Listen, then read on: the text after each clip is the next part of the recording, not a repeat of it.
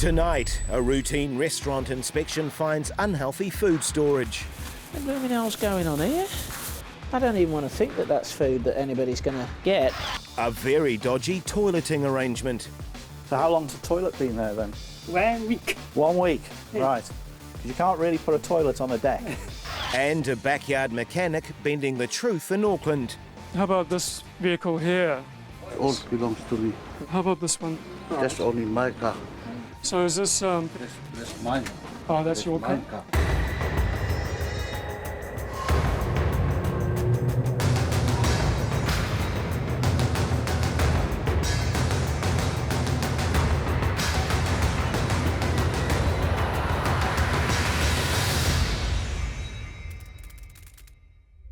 In Dunedin, Environmental Health Officer Wayne Boss is heading out from the council for a routine inspection at a takeaway.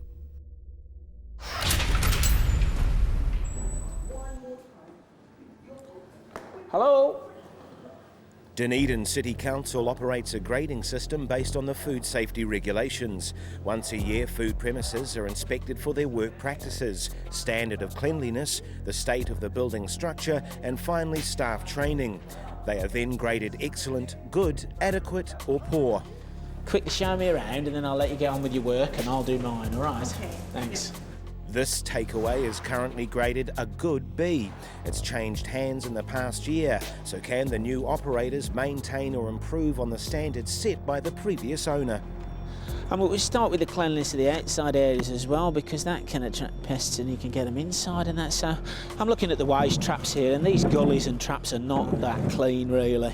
You can see it's been overflowing, and that's because they get so much peelings and rice and things like that down there, and it needs a good clean really. Not impressed with that there really. Oh, he said he cleaned it every week. It needs to clean it more than every week then, because it's not clean enough, yeah? Moving on, Wayne heads for the area where they prepare the potatoes to be made into chips. And that's your peeler, or rumbler, potato rumbler. You just stick the whole load of potatoes in there and it gets them all peeled, spits them out into there, and this is going to be the chipper. The potato area is dark and damp, ideal conditions for bacteria and other disease carriers to live and thrive. Yeah. Oh, good. I don't know what that is. That's mould in the black in the handle, and this is mould creeping up the wall here. The mould in this room is excessive, probably from all the water that's used to wash and peel the spuds and the equipment. It's soaked into the walls, and as a result, the crude timber cladding is rotting away.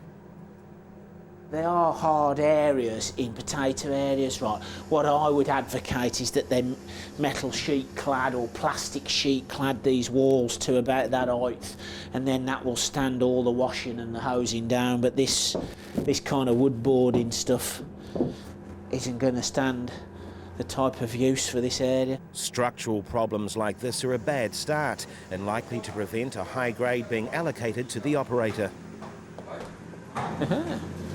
That's cooked pork. Yes, sweet out pork. Right. This takeaway does Chinese dishes, as well as fish and chips and burgers. They're in the midst of preparing for the day, and it's an ideal opportunity for Wayne to assess all aspects of their food safety. Yeah, if you have a general look, cleaning really needs a bit of improvement here.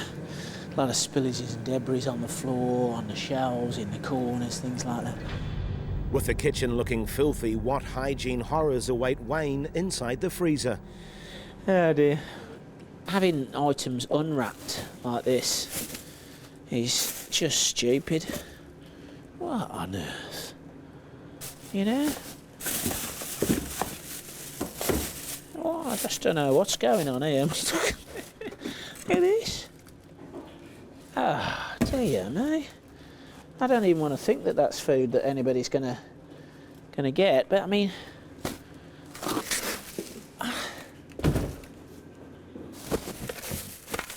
the blooming hell's going on here? Wayne's dumbfounded at the state of the food storage. It looks like these operators have some serious explaining to do. Meanwhile, at the Northshore City Council, Building and Compliance Officer Graeme Jones has an unusual day ahead dealing with an illegal build. Unlawful construction without council consent can pose a very serious risk to public health, safety and the environment. We've got a couple of problems at the property. It's the job of Graeme and his team to keep the DIY mad New Zealand public in check. And this morning, Graeme is heading out for a not-so-routine inspection. We've been called to this house because we've had a complaint. There's actually a toilet that's been plumbed in on the deck outside. A disgruntled local alerted the council to this very bizarre alteration. A small outdoor deck in clear view of the neighbours has been enclosed with plastic and transformed into what appears to be a toilet. Hi, good morning. From the council. I'm here because I've had a complaint about a toilet on the deck. Is it your house? Do you own the house? No. My house. Whose house is it? Daughter. Your daughter's house? Daughter's house. Right. Let's have a look and see what's there. Could I come in and have a look? If it is a toilet and it is operational, then it raises a whole raft of safety issues for Graeme. But what he actually finds is a complete surprise. And you've got a sink here as well. Is this plumbed in as well? Yeah? You got hot water here too? Water. This little deck is housing a complete kitchen facility which, until this point, the council knew nothing about and therefore hasn't consented. You use this for cooking, do you, as well? Yeah. Yeah? Okay. Is all this original or have you put it in? Yeah. You put it in? Okay. And to confirm the neighbours' suspicions, there is a toilet in the space as well. What's more, it appears to be working. Right, there's water connected to it though, is there? Yeah. Yeah? Who put this in for you? Pardon? Who put it in? You put it in? Right. Where does the drain go to? To the... We'll have a look outside in a minute. You can show me where you connected it? Yeah? This man's taken Kiwi inventiveness to a whole new level with his deck makeover, but it raises very serious questions about public health and safety. How long's it been like this? Half year, maybe half year. About a half year? About 6 months? So how long's the toilet been there then? 1 week. 1 week? Yeah. Right. Because you can't really put a toilet on a deck. Can you show me where that pipework goes from the toilet? 'Cause let's have a look at that first outside. Graeme's concerned the raw sewage and kitchen discharge are going into the stormwater. If they are, then the public and the environment are at serious risk. Where does that pipe there go? Is that sewer or stormwater? In South Auckland, resource management planner David Francis is responding to a complaint about a suspected backyard mechanic operating in an otherwise quiet residential area. Operating a business from home that doesn't comply with the district plan home enterprise rules, such as traffic generation, hours of operation, visual impact and noise, requires resource consent. We're here to investigate a property that has received a complaint about the amount of cars and other vehicles that are on the property at the moment. It's carrying out car repairs, dismantling cars to salvage parts. There are serious penalties facing the operator of a home business which doesn't have consent and is having a negative impact on the neighbourhood. Pricey infringement notices or even legal proceedings leading to imprisonment for up to 2 years or up to $200,000 in fines. Hi, you remember me from City Council? Yeah. So we're just having a quick look at the extent of the activity. While there are at least 14 vehicles on the property, the man does have an explanation. So is this being spray painted for the purposes of resale? Yeah, that's mine. Oh, that's your mine car. And you're going to resell? No, that's for my car. Okay, for your own For use benefit? For use Okay, Yeah, this all belongs to me. right, Yeah, because it's not allowed. I know the rules. right. It's not allowed to fix anybody's car. That's only my car. It appears the owner knows that these vehicles have to be used for normal residential purposes, which means commuting and recreational use, not being repaired or done up to be sold. Can I have a quick look around? No problem. Down the side of the garage, large numbers of spare parts suggest the man's running an operation on a reasonably large scale. Some out of my cars, they bought it and strip the parts and take it back to the island. That's why so many cars here. Right. Yeah. The man has just confirmed David's suspicions that he's running a home enterprise. How many cars would that involve over a period of a year, say? Where? That you're taking parts out and sending them to your family, or to your father? Not one a week or some. One a week? Oh, okay. Some cars not anymore. Not a month, nothing. So sort of averages to a month. Yes. Yeah. Okay. The man has admitted to purchasing around 26 cars a year. David definitely has an environmental infringement to enforce. Back in Dunedin, Inspector Wayne Boss has uncovered serious health risks. Oh, good. I don't know what that is. Cleanliness and food storage practices are well below par at this takeaway. I don't even want to think that that's food that anybody's gonna get, but I mean, what the blooming hell's going on here? Even though it's frozen, this food should be in sealed bags or sealed containers and clearly labelled. It's Food Storage 101, and it's not happening in this establishment. What is? What's happening? Who's this food for? No. This, in this basket, we don't use that, but we do have time to clean it. Are you saying this is your personal food? Yes. Yes. What about these? That is my personal. That is the deer bone. A deer bone. Yeah. What's this? We use that to do the onion sausages. So we make them and then put it here until it's frozen, and then we will cut it and then deep fry it. So that's the raw meat, sausage meat, Yes. with onion, and you've mixed all that together and then put it in that box. Yes. Well, I'm really disappointed in that freezer.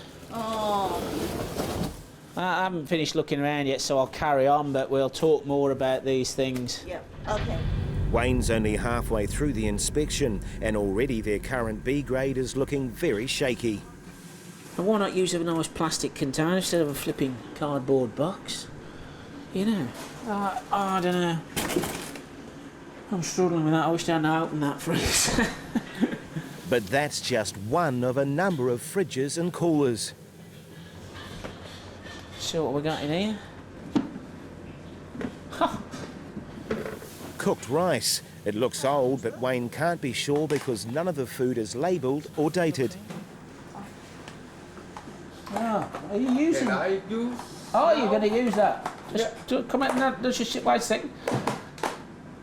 How old is this? Just have a look. Just have a look. How old's that? How old? Yeah. Is today. Today. In the morning. Yes. Right. I'm struggling to believe you, really, to be honest, because it looks so stuck on there. No. It looks as though it's been in there for a few days.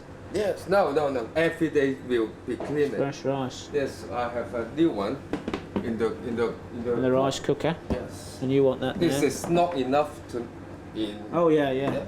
Yeah. Cooked rice is a common cause of foodborne illness. If after cooking it's allowed to cool too slowly, it can be the ideal environment for bacteria which produce a toxin causing nausea, vomiting and diarrhea. Unfortunately, reheating the rice before serving won't destroy this nasty toxin. The area where they store fresh produce throws up a fresh surprise for Wayne. What struck me immediately I walked in here was carpet on the floor of a food storage room. It's an absolute no-no. It can't be cleaned. And then it also struck me that it was being used as a room for partially living and sleeping in, and that's not permitted in the food regs. You cannot have a sleeping room communicating with a food room. Hiding amongst the confusion of beds, computers, personal belongings and bins of food is another chiller. But this is quite common. What they do is they cook a whole lot, but they don't give us any idea of what they've cooked and when they cooked it and when they're going to use it by. Again, the sloppy food practices don't impress Wayne. That B grade is slipping further and further away. On Auckland's North Shore, Building and Compliance Officer Graeme Jones is investigating a grievance from a displeased neighbour. Hi, good morning, from the council. I'm here because I've had a complaint about a toilet on the deck. But what he found was a toilet in a kitchen on a deck, all of which may be discharging straight into the stormwater system. Where does that pipe there go? Is that sewer or stormwater? The man doesn't appear to know. If it is going into the stormwater, it's a serious health risk. Yeah, but is that the sewer or is that the stormwater? I can't work out if it's connected into the stormwater or into the sewer, but either way, it can't stay there. But the surprises keep coming. Did you put this toilet here, or has it Yeah, always been? yeah. You put this toilet in here as well? Yeah. Right, how long ago? Maybe 1 year or more. 1 year more. Right. So that's 2 additional toilets now which could be discharging into the stormwater system. Until we find where that pipe goes to, don't use that toilet on the deck or the toilet by the back door, because if they're connected into the stormwater, it means the sewage is going straight into the stormwater, not into the sewer. And I can't tell by just looking at it whether that's a sewer or a stormwater. I suspect it's stormwater. Regardless of the unconfirmed discharge problem, the toilets and kitchen are illegal, dangerous and must be dealt with.